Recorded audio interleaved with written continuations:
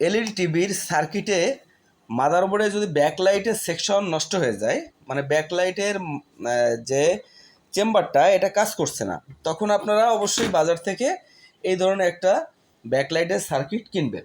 তো কিভাবে এই সার্কিটটা লাগাবেন খুব সহজ করে আমি দেখাবো এই ভিডিওতে। আর ভিডিওটা একটু বড় হবে, সম্পূর্ণ লাস্ট পর্যন্ত দেখতে হবে। অল্প বিদ্যা ভয়ানক, মাত্র 5 মিনিটের বিষয়। এটা যদি সম্পূর্ণ ক্লিয়ার করতে পারেন তাহলে আপনার কাজে কোনো সমস্যা হবে না। আর ভিডিওটা ভালো লাগলে আপনাকে চ্যানেলটা সাবস্ক্রাইব করতে হবে, সেটা আপনার বিষয়। দেখেন, আমাদের প্রথমে এ ধরনের একটা সার্কিট কিনতে হবে, তারপরে এই ধরনের একটা ক্যাবল কিনতে হবে। এই ক্যাবল কিন্তু যারা এলইডি টিভির কাজ করে তাদের বাসায় থাকে অনেক সময়, তাদের দোকানে। এবং দেখেন, এটাকে আগে ভালো করে লক্ষ্য করতে হবে এখানে আমাদের সার্কিটে কি লেখা আছে। তো এই সার্কিটে লেখা আছে, এখানে একটু ভালো করে পড়লে বুঝতে পারবেন। ক্যামেরাতে জুম করে ঠিকমতো বোঝা যাচ্ছে না। এখানে লেখা রয়েছে ভিসিসি গ্রাউন্ড। এখানে লেখা রয়েছে দুই জায়গায় গ্রাউন্ড লেখা রয়েছে, দুই জায়গায় ভিসিসি লেখা রয়েছে, মানে দুই জায়গা মিলে এক জায়গা। এখানে একটা দেখেন এডিজে লেখা রয়েছে, এডিজে। তো ব্যাপার হচ্ছে কি, এখানে গ্রাউন্ডে গ্রাউন্ডের যে সাইডটা দেখেন, গ্রাউন্ডের লেখা রয়েছে গ্রাউন্ড। ওই গ্রাউন্ডের সাইডে কিন্তু আপনাকে এই কেবলের গ্রাউন্ডটা রাখতে হবে। এখানে কিন্তু খুব সমস্যা আছে ভাই, এগুলো ভুল করলে এই সার্কিটটা নষ্ট হয়ে যাবে। এখানে দেখেন আমি সকেটটা ঢুকিয়েছি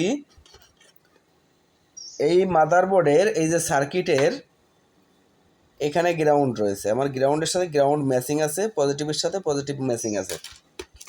যখন আমি কেবলটা উল্টায় এই সাইডে ঢুকাবো তখন কিন্তু আমাদের এই গ্রাউন্ডের সাথে ম্যাচিং হবে না। দেখেন, এই গ্রাউন্ডের জায়গায় ভিসিসি চলে গেছে, তখন কিন্তু লাইন দিলে পুড়ে যাবে সার্কিটটা। আপনাকে কি করতে হবে, গ্রাউন্ডের সাথে ভিসিসির সাথে ম্যাচিং রেখে দিতে হবে। এবার কি করবেন, এখান থেকে এটা কেটে দেবেন, এটাকে কেটে একসাথে করে দিবেন। আর এই লালটাকে কেটে একসাথে করে দিবেন, হলুদ দুটো ফাঁকা থাকবে। এই দুটো মিলে মাইনাস, এই দুটো মিলে প্লাস। এবার দেখেন, আমাদের মাদারবোর্ডে কিন্তু একটা সকেট দেখা যাচ্ছে। এখানে দেখেন একটা সকেট, এখানে সকেট দেখা যাচ্ছে। এই সকেটের আমি খুব সহজে আপনি কিভাবে নেগেটিভ পজিটিভ বেরো করবেন, ওখানে অবশ্যই লেখা রয়েছে, ওখানে লেখা রয়েছে। আপনি দেখেন এখানে এই সকেটটা রয়েছে, এখানে লেখা রয়েছে নেগেটিভ পজিটিভ, কিন্তু ওই যে গ্রাউন্ড এবং পজিটিভ লেখা রয়েছে, ওখানে কিন্তু এই যে পজিটিভ নেগেটিভ দুটো তার ওখানে লাগাতে হবে। আর এই যে হলুদ যে তার দুটো দেখছেন, হলুদ দুটো তার আলাদা রাখতে হবে। এবার ব্যাকলাইটের যে সার্কিটের ব্যাকলাইটের যে সকেটটা, এখানে যে ব্যাকলাইটের পয়েন্টটা গুঁজা ছিল, ওই পয়েন্টটা আপনি গুঁজে দেবেন হচ্ছে এইখানে। ব্যাস, এখানকার কাজ শেষ। এবার আমাদের বাকি আছে এই যে হলুদ দুটো তার। এবার হলুদ দুটো তারের কাজটা কিভাবে দেখাবো, দেখেন আপনাকে একটা খুব সহজভাবে বলছি, খুব সহজভাবে। মানে আপনি যদি কোনো সাইট খুঁজে না পান, কোনোভাবে আপনি ব্যাকলাইটটা জ্বালাতে পারছেন না, কারণ টিভিটা অন করলেই তো ব্যাকলাইট জ্বলবে, এই সিস্টেমটা আপনি কোনোভাবে আয়ত্ত করতে পারছেন না, তখন কি করবেন, একটা 1K রেজিস্ট্যান্স নেবেন। এটা অবশ্যই 10K, কিন্তু 10K নেবেন না, আপনারা 1K একটা রেজিস্ট্যান্স নেবেন। রেজিস্ট্যান্স নেওয়ার পরে এখানে দেখেন প্যানেলের ভিসিসি আছে, প্যানেলের ভিসিসি, এই প্যানেলের ভিসিসিতে রেজিস্ট্যান্সটা লাগিয়ে দিবেন। ঠিক আছে, কোনো জায়গায় শর্ট না হয়।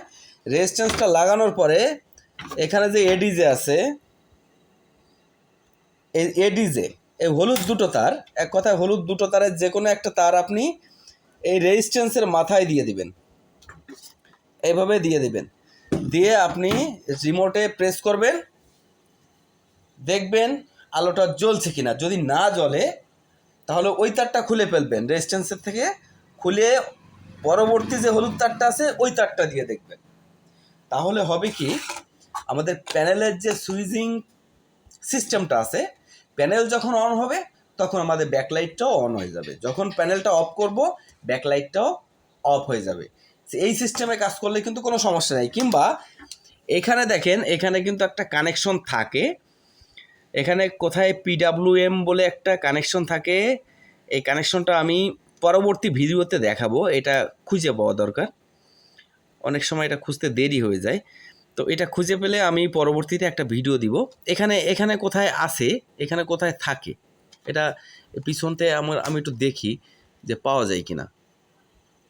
ওইখানে কিন্তু সুইচিং কানেকশনটা করা থাকে, ব্যাকলাইটের সুইচিং কানেকশনটা ওখানে দিলেও কিন্তু ভালো কাজ হয়।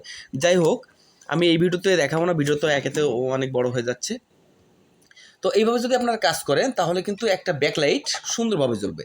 আর সব থেকে বড় কথা হলো কি, এই ধরনের সার্কিট লাগালে কিন্তু ব্যাকলাইটটা অনেক দিন টেকে।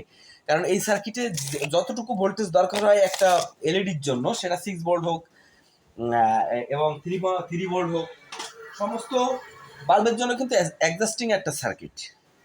তো এই সার্কিটটা ব্যবহার করবেন। আশা করি বুঝতে পেরেছেন বন্ধুরা। ভিডিওটা ভালো লাগলে শেয়ার করবেন প্রচুর।